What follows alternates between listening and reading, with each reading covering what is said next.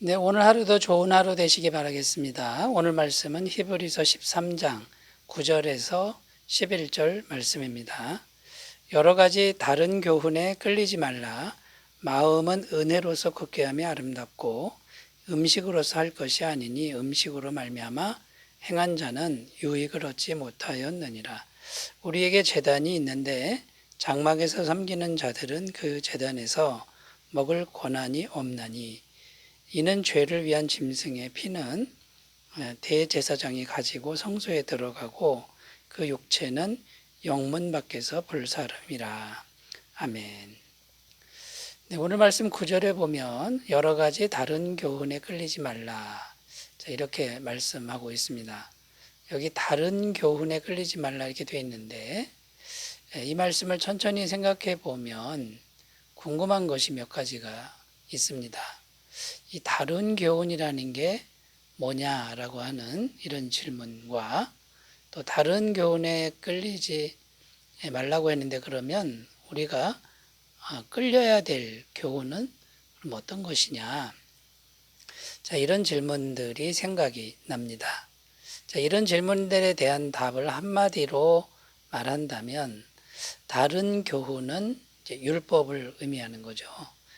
율법을 지켜야 구원을 받는다라고 하는 교훈입니다. 그리고 우리가 따라야 할 교훈은 복음이라는 것입니다. 예수님의 복음인데 율법의 행위가 아니라 예수님을 믿음으로 받아들이면 구원에 이를 수 있다라고 하는 그런 복음적 교훈인 것이죠. 그래서 여기서 강조점은 뭐냐면 율법은 인간의 종교적인 행위를 강조하는 것이고요.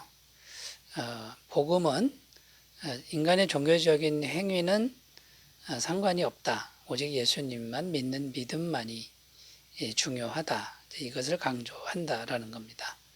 자, 그래서 우리가 이 다른 교훈에 끌리지 않으려면 어떻게 해야 되는지 함께 생각해 보면서 제 은혜를 나누도록 하겠습니다. 자, 첫 번째는요. 예수님을 붙들되 영원히 동일하신 분으로 붙들어야 한다라는 것입니다. 자, 앞에서 율법의 행위를 붙들지 말고 오직 예수님만 붙들라고 말씀을 드렸습니다. 왜 이런 말씀을 하고 있는 것이냐면요. 그 이유가 8절에 나오고 있죠. 8절 읽어보면 예수 그리스도는 어제나 오늘이나 영원토록 동일하시니라. 자, 예수님만이 영원토록 변함이 없고 동일하신 분이다. 성경은 이것을 이제 말씀하고 있습니다. 반면에 인간의 율법의 행위는 시시때때로 달라집니다. 시대에 따라 달라지고 문화에 따라 달라지는 것이죠. 그러니까 다른 교훈, 곧 인간의 종교적인 행위를 의지하는 것은 언제든지 변하게 되어 있다라는 겁니다. 그러니까 예수님만 붙들어야 이것이 바른 교훈이 된다라는 겁니다. 자, 예수님이 동일하신 분이다. 이것은요, 이제 무엇을 또 의미하냐면 예수님은 하나님이시다라는 겁니다. 하나님이시니까 변함이 없으신 것이죠. 빌립보서 2장 6절입니다. 그는 근본 하나님의 본체시나 하나님과 동등됨을 취할 것으로 여기지 아니하시고 하나님과 본체시다. 이렇게 성경은 증언하고 있죠. 또 골로새서 1장 15절 16절입니다.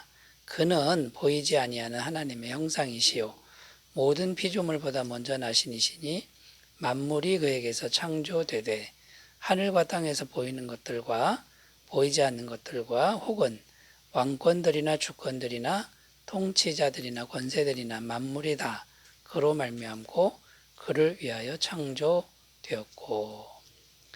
그러니까 이 말씀에서도 예수님은 하나님이셨다라는 것을 분명히 이제 말씀하고 있습니다. 그러니까 예수님 붙들어야 되는데 영원히 동일하신 분을 붙드니까 이것이 바른 교훈을 따르는 길이다라는 겁니다.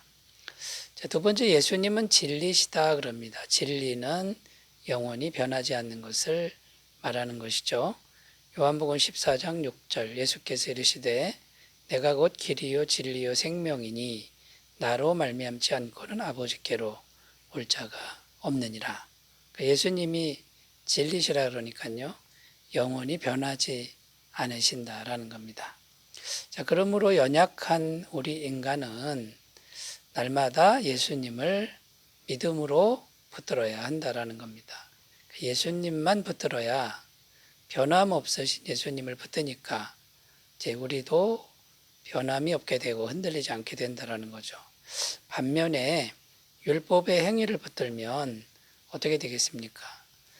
심하게 흔들리고 시간이 갈수록 변화가 일어나고 또 우리가 안정을 찾지 못하게 된다라는 것이죠. 히브리서 12장 2절입니다. 믿음의 주요 또 온전하게 하시는 이인 예수를 바라보자.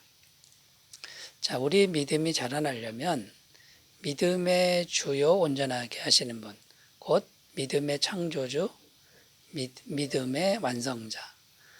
믿음이 완전하신 예수님을 계속 바라보며 나갈 때 이제 우리가 믿음이 자랄 수 있다는 거죠. 요한복음 16장 24절 지금까지는 너희가 내 이름으로 아무것도 구하지 아니하였으나 구하라. 그리하면 받으리니 너희 기쁨이 충만하리라. 자, 영원히 변함없으신 예수님을 믿고 의지하면서 기도할 때 이제 하나님은 그 예수님 이름 때문에 우리의 연약한 기도를 들어주신다라는 겁니다. 자, 여러분 예수님을 붙들 때 영원히 동일하신 분으로 믿고 우리가 붙드는 것이 다른 교훈에 끌리지 않는 길이고 바른 교훈을 따르는 그런 길이다라는 것을 유념하셨으면 좋겠습니다. 자, 두 번째, 다른 교훈에 끌리지 않으려면 두 번째 어떻게 해야 되냐면요. 외적인 행위가 아닌 믿음으로 예수님을 붙들어야 한다라는 겁니다. 9절입니다. 여러 가지 다른 교훈에 끌리지 말라. 마음은 은혜로서 국회함이 아름답고 음식으로서 할 것이 아니니 음식으로 말미암아 행한 자는 유익을 얻지 못하였느니라. 여기 음식이라는 단어가 나오고요. 또 음식으로 행한 자는 유익을 얻지 못한다. 자, 이런 내용이 나오는데, 자, 이게 무슨 말이냐면 구약성경 레위기에 보면요. 음식에 관한 율법이 나옵니다.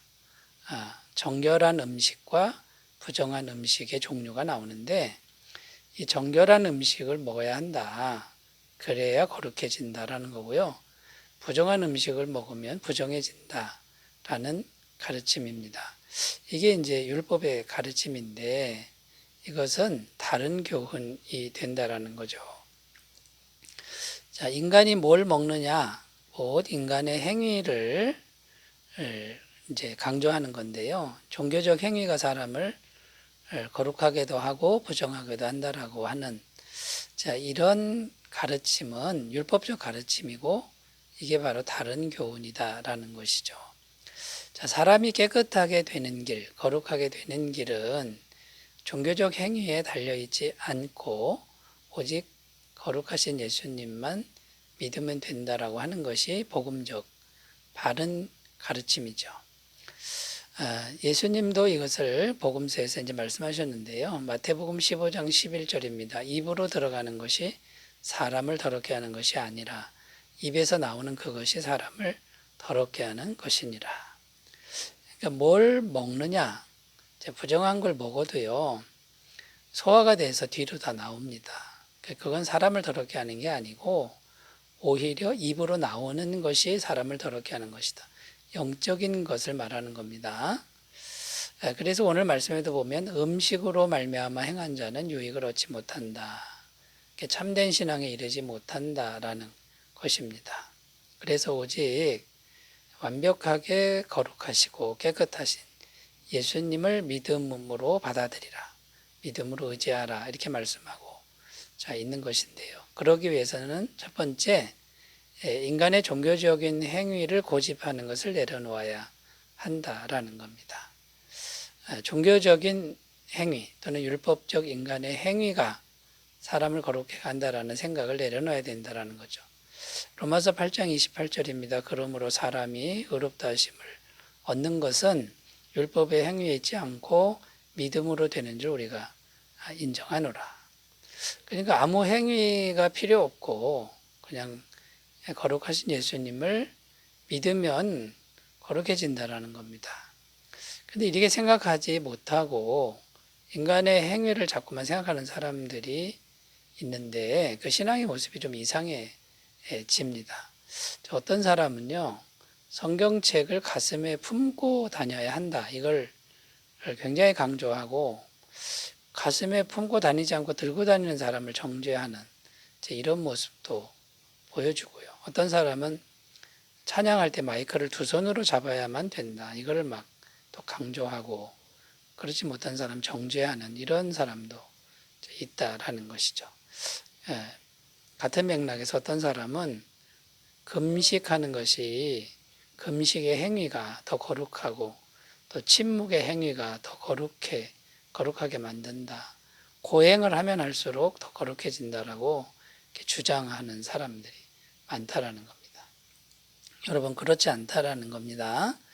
오직 그런 거 아무것도 안 해도 거룩하시고 완벽하게 깨끗하신 예수님을 믿고 예수님을 생각하는 것으로 충분히 거룩해진다. 이것을 꼭 믿으셨으면 좋겠습니다.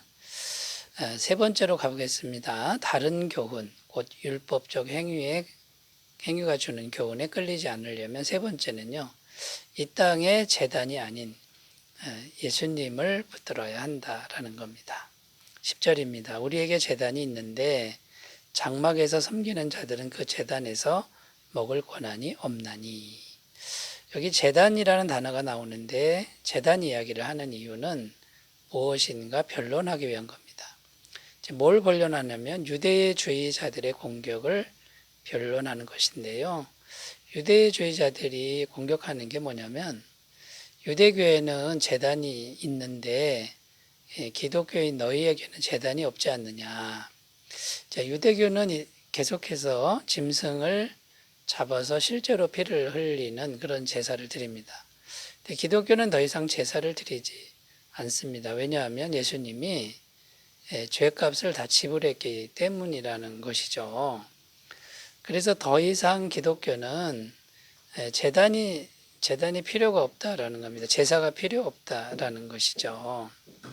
그래서 이 그리스도의 제단은 이제 더 이상 구약적 제사가 필요 없다라는 겁니다. 히브리서 9장 12절 염소와 송아지의 피로 하지 아니하고 오직 자기의 피로 영원한 속죄를 이루사 단번에 성소에 들어가셨느니라. 그러니까 영원히 속죄함이 됐기 때문에 더 이상 유대교의 제사가 필요 없다라는 것이고요. 이제 기독교에 있는 제단은 그리스도의 제단인데 그 제단이 바로 영원한 제단이다라는 것이죠.